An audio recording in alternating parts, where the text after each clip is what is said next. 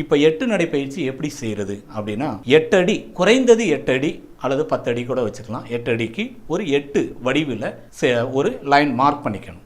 அல்லது 2 பொருளை 8 அடி தூரத்தில் 4 அடி கேப் விட்டு 2 பொருளை வச்சுட்டு அதை நீங்கள் சுற்றி வந்தீங்கன்னா 8 மாதிரி ஆயிரும். இதுக்கெல்லாம் நீங்கள் மார்க் பண்ணணும்னு அவசியம் இல்லை. இப்போ நம்ம அதை செஞ்சு பார்ப்போம். இந்த 8 நடைப்பயிற்சியில் 5 ஸ்டெப் இருக்குது. இந்த 5 ஸ்டெப்பையும் 1 by 1 கரெக்டாக செஞ்சீங்கன்னா அதுக்கான பலன் கிடைக்கும். 8 போட்டுட்டு இப்படியே நடந்துக்கிட்டு இருந்தால் பலன் தருமானா? தராது. எப்படி செய்யணும்னு பார்க்கலாமா? வாங்க பார்ப்போம். இப்போ உங்களுக்காக 2 பொருள் எளிமையாக வச்சுருக்கேன். நீங்கள் எது வேணாலும் வச்சுக்கலாம். 2 ஸ்டூல் வச்சுக்கலாம், அல்லது ஏதாவது 2 பொருளை நீங்கள் வச்சுட்டு, இது இடைவெளி 2க்கும் 4 அடி இருக்கணும். இப்போ இடவசதி குறைவுனால பக்கத்தில் வச்சுருக்கேன். ஓகே, இப்போ ஸ்ட்ரைட்டாக அதுக்கு நேராக இருந்து பயிற்சியை ஆரம்பிக்கணும். இப்போ ஆரம்பிக்கும் போது இடுப்பில் கை வச்சுக்கணும். நேராக நிமிர்ந்து இருக்கணும், கீழே குனியாமல்.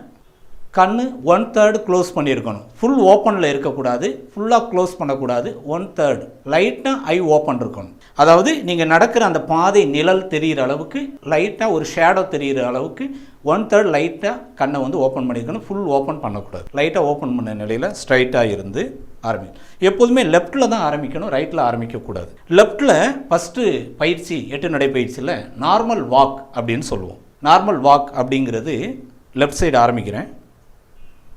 நார்மலாக நம்ம வாக் பண்ணுறது.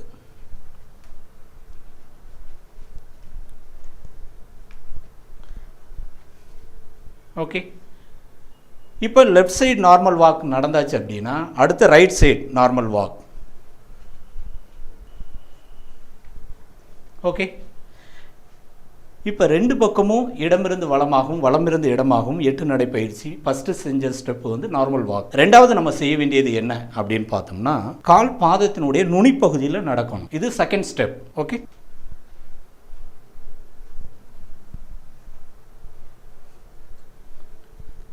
இப்போ லெஃப்ட் சைடில் நம்ம நடந்து வந்தது 5 தடவை அல்லது 7 அல்லது 9 அல்லது 15 அப்படின்னு ஏதாவது உங்களுக்கான டைமிங். குறைந்தது 10 தடவையாவது 15 தடவையாவது நாம் ஃபஸ்ட்டு 5 கொஞ்சம் கொஞ்சமாக ஆரம்பிக்கலாம், ஒன்றும் தப்பே கிடையாது. அப்போ ஸ்டெப் பை ஸ்டெப்பாக நீங்கள் ஆரம்பித்து ஒவ்வொரு பயிற்சியும், இப்போ லெஃப்ட் சைடு 5 தடவை நடந்தால் ரைட் சைடு அதே மாதிரி தான் செய்யணும். புரியுது சார்? இப்போ ரைட் சைடும் அதே மாதிரி நம்ம நுனி காலில் மட்டும் நடக்கணும்.